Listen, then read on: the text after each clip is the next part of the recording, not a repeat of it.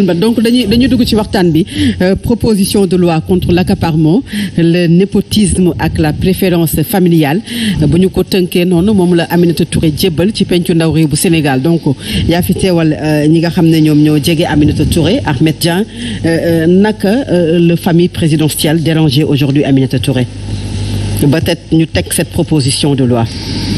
Dérangé jàpp naa ni moo bu fort la mais daan ci ñëw. mais bëggoon naa rek nu may moom def ñaari intervention bi ci njëkk mooy dama dëkk Diourbel jóge Diourbel ci fan yi moom fa jëyee bu metti ba juróom-ñaari xale gaañu ci.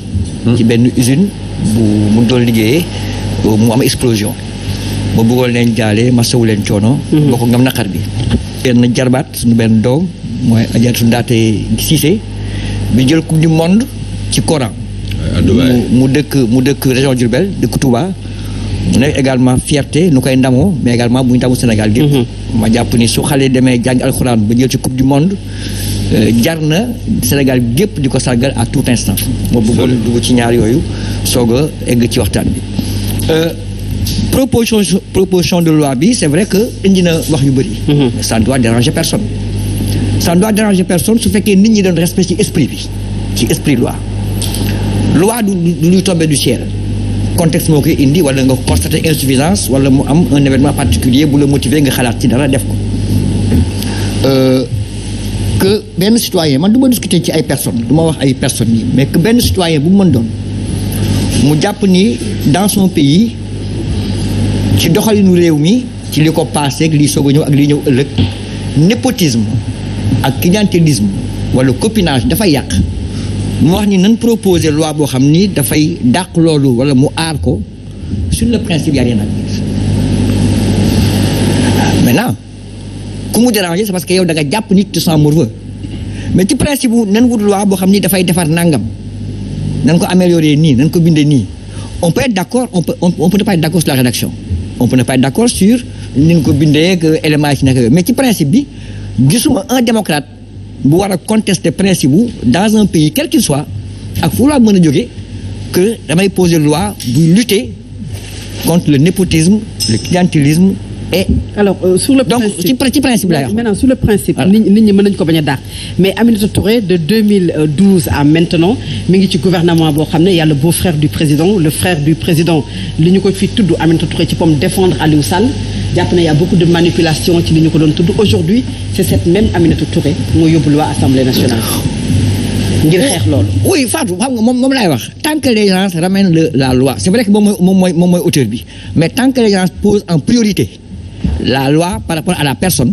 dafay poser problème mun naa d'accord nit ñi am interprétation bu leen neex mais est-ce que dans un pays nit war na am xalaat daal ni je propose à mon pays une loi pour lutter contre un népotisme le clientélisme et le copinage d'abord ça c'est ça l'esprit maintenant après ñu xool ki ko propose je pense que ce qui dérange le plus c'est pas la loi c'est le porteur de la loi qui dérange il faut que nit ñi di jël recul bañ di ramener les débats à des personnes il n'y a aucun pays au monde et loolu c'est pas nouveau d'ailleurs je ne vois pas pourquoi lii nekk élément bu bees quand on parle des liens de parenté entre le président et sa famille Aminata Touré ko wax Jacques Habib Sy qui était au cœur du dispositif présidentiel quand le président doon dédicacer le livre. Quand on parle de la famille on ramène quand même le débat ci ay nit oui d'accord non dama ni Aminata Touré n'a pas été le premier à le dire.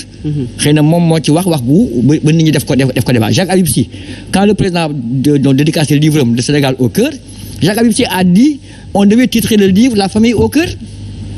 loolu c'est bien avant donc le débat de la famille au Sénégal ne s'est pas posé à Aminata Touré.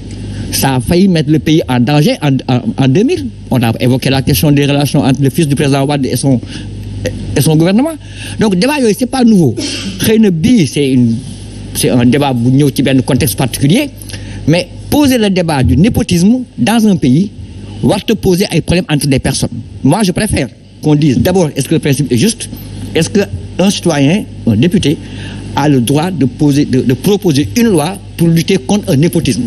Si d'abord cette question est réglée, maintenant nous xool dans la rédaction, est-ce qu'on peut l'améliorer, est-ce qu'on peut l'amender, est-ce qu'on peut changer la rédaction, etc. yooyu beneen débat la mais vouloir tout de suite dire que telle personne moo ko bind war ko woon bind je pense que c'est mal posé le débat. Moi je trouve que la loi boobu c'est pertinent et c'est pas nouveau parce que même soo duggee ci code des collectivités locales il y a quand même une loi qui interdit à des parents proches de siéger en même temps. Oui. Donc du lu bees. C'est juste qu'aujourd'hui il y a une loi qui propose d'être élargie à un autre niveau. Pourquoi dans les conseils municipaux et dans les conseils départementaux il est interdit à des conjoints de siéger en même temps ou à des frères ou à des sœurs? Récemment, en 2017, en France, le scandale Pénélope Fillon. En wolof, s'il vous plaît. Récemment en France, ci élection française en 2017, le scandale des emplois fictifs présumés avec la femme de Fillon a créé un traumatisme en France politique qui a gêné fondamentalement la campagne de l'UMP. La conséquence de cette affaire, à la fin de cette affaire-là, la République française a débouché sur la révision des lois pour moraliser la vie politique. Et la loi française, à quelques variantes près, est dans les mêmes composantes que la loi proposée à Aminata Touré. Je ne vois pas pourquoi on pose le débat en termes de personnes. Et pourtant Alassane mbir mi indi na coow ci Sénégal depuis que Aminata Touré wax ko lan la war a déranger aujourd'hui le pouvoir, d'autant plus que de Diouf à Macky Sall en passant par Abdoulaye Wade lu ñu fii gis népotisme di ko dégg dafa bëri fii ci Sénégal. Bon dañ koy tuddee népotisme mais du népotisme. man ñun dañuy bañ leen ba pare di ko applaudir ci tubaab bi. En France on l'a vu avec Chirac avec sa fille, aux États-Unis avec Bush, avec Trump, dans les autres pays ñu koy gis, donc ça ne heurte personne, mais Sénégal ñu dem ba benn moment mu bëgg a heurter nit ñi. Loolu il faut se dire xoolaat lan la. Beneen bi ñaareel bi mooy loolu loi boobu bés bu jàllee cela veut dire que man bu fekkente ni sama petit frère dafa nekkoon dans une instance de pouvoir de décision man ma xëy nekk président de la République, donc moom dafa war a démissionner parce que il est mon frère et ma fille bu amee diplôme yenn yi mënul liggéey au Sénégal. C'est ça que ça donne te gis nga loi boobu sax dafa nekk en porte-à-faux ak préambule constitution bi. Nous sommes égaux devant la loi. Amul affaire religion ni filiation ni l'autre autre. Lan moo war a gêner en quoi man kii nekk sama petit frère il a les diplômes requis man waruma ko jël. Je dois aller chercher quelqu'un bu am moindre diplôme que moom. waaw mais au moment où ngeen am lien de parenté peut-être préférence. ma ne lien de parenté day gën a nekk ci moom ci ki nga xam ne bokk leen dara. du Sénégal 200,000 kilomètres carrés la. presque Diop yi Njaay yi Guèye yi ñoom ñëpp a bokk. Alors bu ñu commencé par éliminer ci loolu di indi lien de consanguinité ak ay lien de parenté yooyu. non boo ko bëggee wax noonu. parce que fi ñu ko teg ci méritocratie. mais si foofu nga koy teg nag aujourd'hui da ngay gis ku am mérite. ñu bàyyi ko fa dem jël koo xamante ne. non amul mérite ku ñu jëlul. c'est-à-dire kay. des scandales ñu tudd ci ñoo xam ne ils sont pas également du pouvoir. déglu ma xam nga dafa am lenn à diplôme égal compétence égale je prends mon militant. Ah oui parce que moom moo may toogal ci naaj bi. À diplôme égal compétence égale je prends mon militant. Il faut pas avoir honte de ça. Il faut pas que nit ñi di rus loolu. mais dafa am ñu la fa teg ña la teg ca kër ga da nga leen war a fa nekkal bu ñu amee lijaasi yu tax ñu war a nekk foofu. Pourquoi ñu war ci am honte? Moi j'aurais été président de la République, mon frère am yenn diplôme yi yu mag yi dama koy teg fu mu war a nekk. Pourquoi? Parce que du sénégalais wala bay na mu lenge la mais Sénégal la ñu nekk dañu ne ñun ñëpp ñoo yem ci loi bi donc warul am discrimination. Loi bi c'est une loi discriminatoire. C'est-à-dire kon dina ami sénégalais de seconde zone ak sénégalais de première zone. Tey jii ñi sant Diop Guèye affaire yooyu bu kenn ko santé Diop wala Guèye wala Ndiaye nekkee président ñoo ñëpp dootuñu bokkati parce que ñoom ñëpp a am des liens de parenté. ñi sant Cissé idem ñi sant Sall idem fii dëkk bi ñëpp bokk lañu. te kenn mënu ko ci génne. Dina am soit ngeen ne bokk ci seen maam yaag yooyu wala ngeen bokk bàyyi wala ngeen am ay liens yoo xam ni c'est familial. ñiy takk kii takk kële looloo fi am ci Sénégal koo fi waxtaanal gis mbokk seen diggante donc bés bu ñu indee loolu c'est la porte nag aux dérives. alors naka ngeen ko gisee Malick parce que bu ñu déggee Benno Bokk Yaakaar impertinence su loi bi moom la ñu teg aujourd'hui. Bon déjà man bëgguma dugg ci peut-être en fait dans l'analyse boo xamante ne dañ koy def sur la loi proprement dite mais contexte bi ni mu présenté woo ak situation Assemblée nationale ni mu mel moi je pense que war nañu bu ñu amee bëggee am yaakaar dem vers ces lois consolidantes il faut que ñu xeex déjà sur en fait le chamboulement du règlement intérieur de l'Assemblée nationale. Parce que ça, je le dis en tant que membre de la commission des réformes de la 13e législature, si on ne change pas le règlement intérieur de l'Assemblée nationale, cette loi-là ne peut pas être instruite même par le bureau de l'Assemblée nationale. Et je pense qu'une proposition de loi sur cette 3e législature, cette 12e législature, 2 propositions de loi, bon, arrière encore 11e législature, 3 propositions de loi. Donc c'est les projets de loi qui viennent à l'Assemblée nationale. Maintenant, la question fondamentale bi ñi di posé wu mooy bon je pense que la première ministre Mimi Touré peut-être dépassé na frustration ci politique man dama jàpp ni bon voilà donc je pense que su fekkee ne bon peut-être l'acte ni ko l'opinion di analyser sur chronogramme bi mu jël mooy dirige na une liste de Benno Bokk Yaakaar avec mérite je le dis avec mérite dirigé ko pendant une campagne électorale difficilement parce que man bi may ñëw dans le département de Mbour suñu convoyé daje nañ bon politiquement je mesure que l'argumentaire bi mu teg ne sonn na ci diriger campagne bi ñëw Assemblée nationale ñu diggoon ko président Assemblée nationale nekkul président Assemblée nationale ñu jox ko keneen bon l'argumentaire boobu mu teg bon politiquement nit mën na ko nangu. Donc vous le soutenez? Non, attends, man j'en viens parce que dama li may wax mooy projet de loi bi en fait am na ay questions yoo xam ni peut-être war nañ ko ci poser mooy tey bu fekkoon ni madame Mimi Touré nekk na présidente Assemblée nationale. Est-ce que tu vas ko nekk?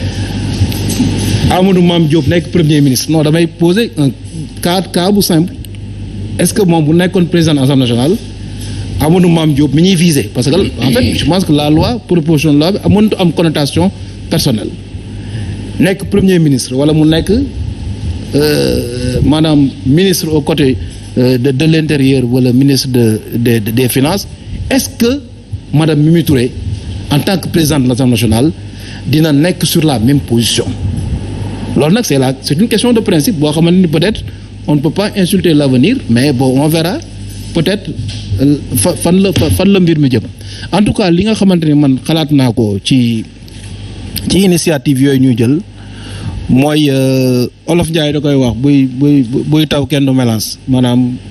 mais maintenant ndax proposition bi proposition bi est pertinente selon vous. Non moi je pense que man proposition bi li ma ci jàpp. mooy la proposition en fait am na lenn lu muy dindi ci. maanaam ñoo xamal Sénégal dérive présidentielle parce que proposition bi am na ñenn dans certains partis politiques ñoo xam ni ñu ngi waaj a dépasser proposition boobu ci wàllu maanaam dérive présidentielle maanaam l'évaluation de la fonction de président de la République am na ay partis ak ay nit yoo xam ne ñu ngi commencer di xalaat est-ce que Sénégal warul dem vers une 5e république boo xamante ni en fait dañuy supprimer le poste de président de la République en mettant un régime parlementaire bicéphale avec un premier ministre responsable devant l'Assemblée nationale et un conseil supérieur boo xamante ni c'est collectif ñenn ñu ngi naan bon introduire un conseil supérieur religieux parce que bon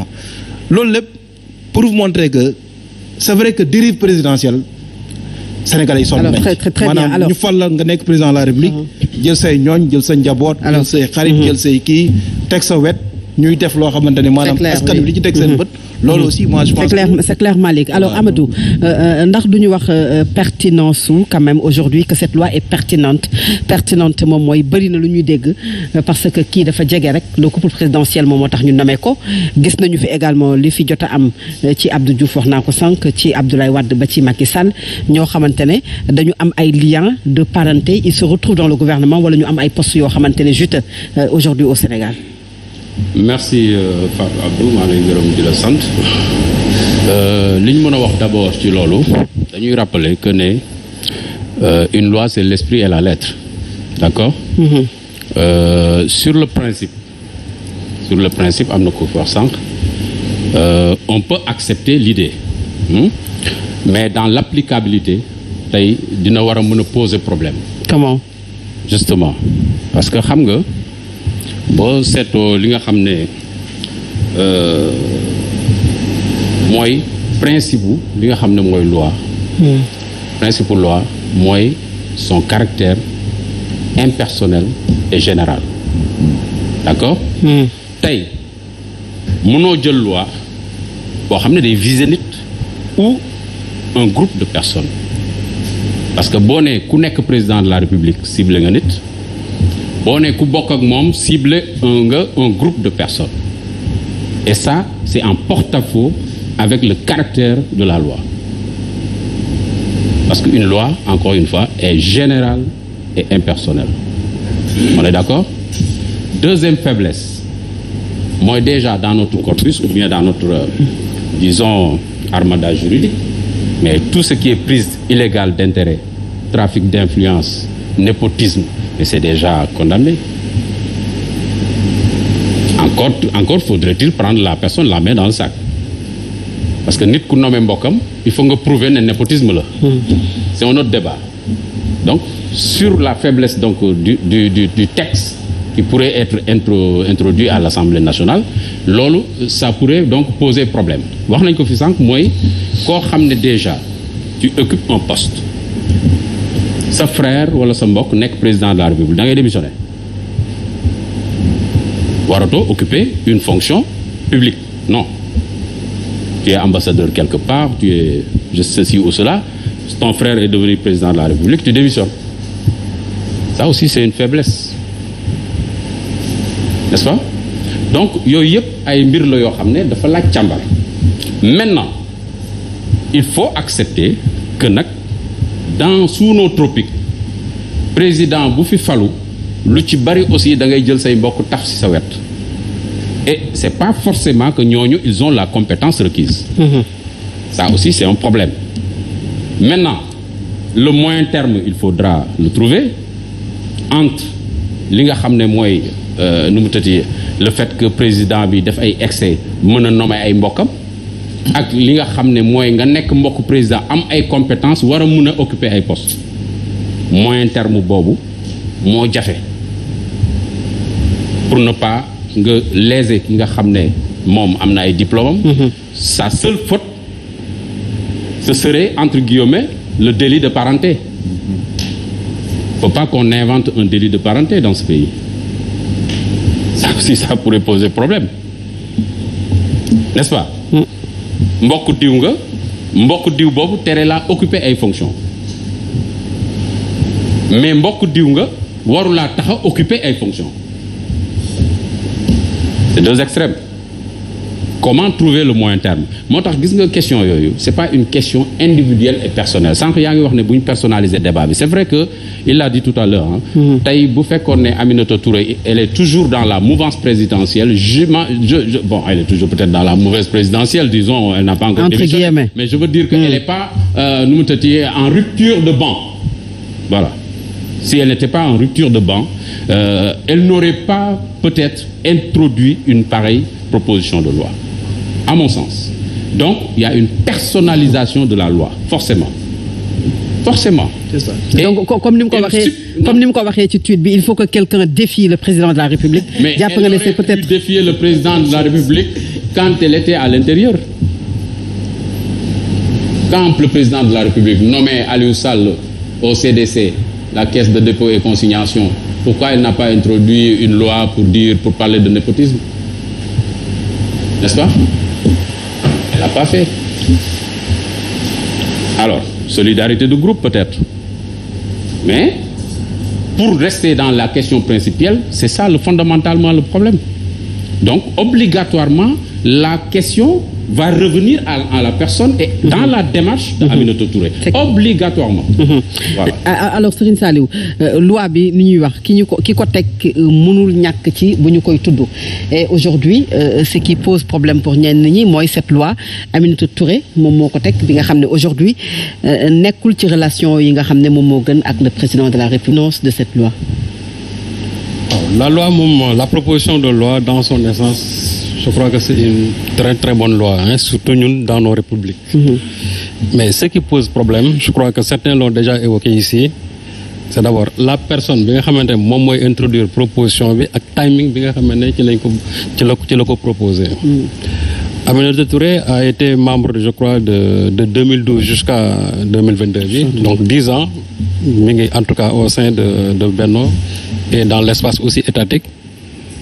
Et il y a eu des occasions, des occurrences yoo xamante ni moom war na ci mën a poser problème. D'ailleurs, je me rappelle en 2015, 2 mois après la condamnation de Karim Wade, quand les gens ont évoqué l'affaire Karim Wade et l'affaire Aliou Sall, terme il est utilisé. Il ne faut pas, entre Karim Wade et Aliou Sall, c'est comme Angleterre et pomme de terre. C'est ce qu'elle avait dit. En disant que les deux cas ne sont pas similaires. Mais 2 ans après, c'est-à-dire en 2017, Aliou Sall a été nommé, Amadou wax na ko léegi, directeur général de la Caisse de dépôt et de consignation. Oui. Je crois que c'était l'occasion rêvée quand même pour revenir sur ça, mais Aminata Touré n'a absolument rien dit. Aujourd'hui qu'elle est en difficulté bien sûr avec le pouvoir en place, donc elle est dans une posture aujourd'hui de rébellion.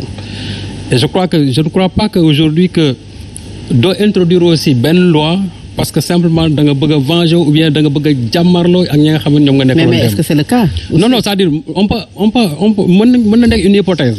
Parce que aussi dama ni waroon na ci mën wax wala waroon na ci mën a en tout cas def ay jéego te pourtant defu ko mais heure bi mu ko defee ak fi mu ko defee loolu moo tax fi ñu toll nii sunu xel xaw a xajam tuuti en tout cas ñoo xaw am tuuti ay doutes vraiment sur la sincérité même de cette proposition de loi.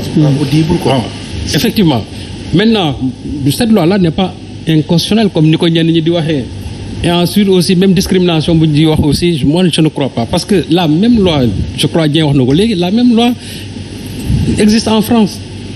L'affaire de Penelope Gate en 2017 ça a permis non seulement à Macron moom bi mu ñëwee une fois au pouvoir la première chose bu mu def le 14 juin 2017 décret la jël daal ne tout ce qui a trait membre comment dirais-je il est interdit au président de la République au ministre ñoom ñëpp ñu utiliser des membres de leur famille dans leurs différents cabinets.